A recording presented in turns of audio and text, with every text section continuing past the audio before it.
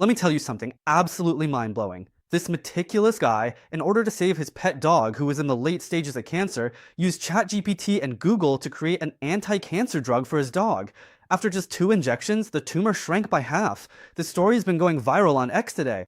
Clearly, AI will disrupt traditional business. Despite skepticism, the Australian and UK's Daily Mail reported this true story from Sydney 2 days ago. Meet the main character. So, Paul, a virtual tech entrepreneur, has worked in machine learning and data analysis for 17 years. He's a board member of the Australian Data Science and AI Association. Back in 2019, he adopted a mixed breed terrier named Rosie from a shelter. In 2024, Rosie was diagnosed with mast cell cancer. This is the most common type of skin cancer in dogs. Conventional treatments can only slow it down, but can't cure it. Paul spent tens of thousands of Australian dollars on chemotherapy and surgery for her, but the tumor didn't shrink. In the end, the vet said there was nothing more they could do. Rosie had less than 6 months left.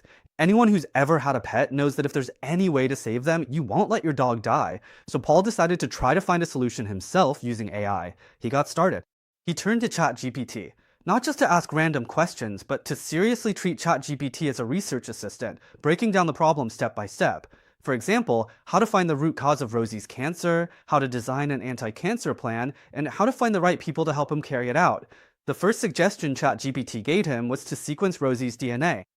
At the same time, they also sequenced the DNA of his tumor so they could compare the two and find out where the mutations were. Paul followed this advice. He contacted the Ramachandran Centre for Genomics at the University of New South Wales, spent 3,000 Australian dollars, and got Rosie's complete genetic data, all 320 gigabytes of it. If you printed it all out, it would be about 700,000 pages of A4 paper. Stacked up, that would be as tall as a 20-story building. Then he fed all this data into various AI analysis tools, including Google's, the same AI that won the Nobel Prize in Chemistry last year. Using a protein prediction tool, he identified which protein was malfunctioning in Rosie's cancer and then matched it with compounds that could target that protein. Martin, the director of the Genomics Centre at the University of New South Wales, read his analysis report and said this. He said Paul called and said he had finished analyzing the data and found the mutation. He modeled a protein, found a target, and identified a matching drug. He then asked me to help find someone to synthesize it. I thought it was crazy. After finding the target, what happened? Pharma companies rejected the conventional route, refusing to medicate a dog. Then Professor Parr, the director of the RNA Institute at the University of New South Wales, introduced Paul to another approach, the same technology used in COVID vaccines. To put it simply, it's like giving your immune system a blueprint of the enemy so it can destroy it on its own. Now, scientists are applying this technology to cancer, telling the immune system this tumor is bad, go attack it. So what did Professor Parr Sutherson do? He took the formula that Paul generated using AI and in less than 2 months created the world's first cancer vaccine tailored specifically for a dog.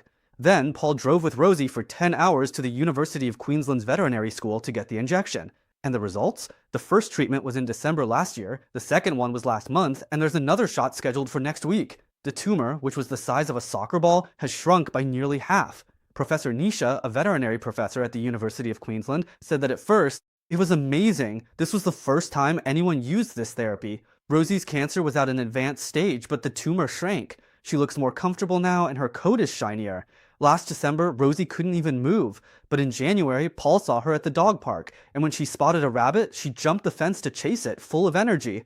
The significance is clear. Many top pharmaceutical companies are working on personalized cancer vaccines for humans, spending billions without a market product. But Paul used ChatGPT and sequenced it for just 3,000 Australian dollars. This is AI democratizing medicine. Historically, big pharma monopolized drug development funding, equipment, and distribution.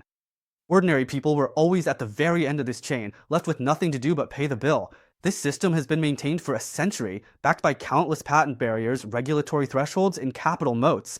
Now, this logic is starting to loosen up.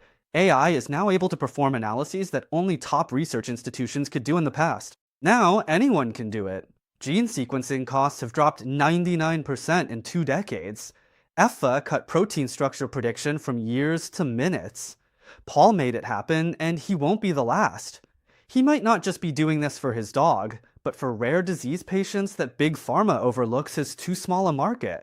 To make custom medicine, the old order wasn't toppled, it was pried open by a dog lover with ChatGPT. That's all for now. I'm Lao Zhang. Follow me to decode global tech.